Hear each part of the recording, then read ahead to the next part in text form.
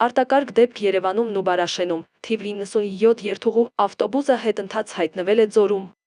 Այսօր դեկտեմբերի 18-ին արտակարգ դեպք է տեղի ունեցել Երևանում։ Ժամը 22:15-ի սահմաններում Երևանի քաղաքապետարանի հաշվեկշռում հաշվառված թիվ 97 երթուղին սպասարկող ժոտով մակնիշի ավտոբուսը վարորդը մեքենան կայանել է, ապա իջել։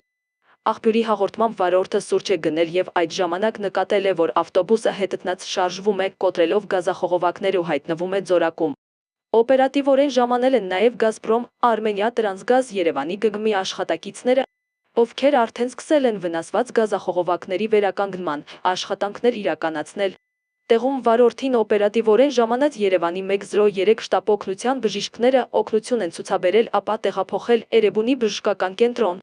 Ըստ դեպքի վայրում հավաքված քաղաքացիների վարորդը, երբ նկատել է, որ ավտոբուսը հետընթաց հայտնվել է Ձորում, վազել է, փորձել է մտնել ավտոբուսի մեջ, որպեսզի այն կանգնեցնի, սակայն վնասվածքներ է ստացել, այժմ պարզվում է ավտոբուսի թե երկաթե խողովակներին բախվելու հետևանքով։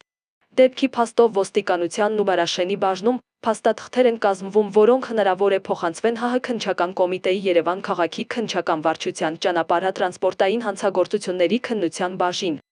Ոստիկանությունը պարզում է վարորդի ինքնությունը։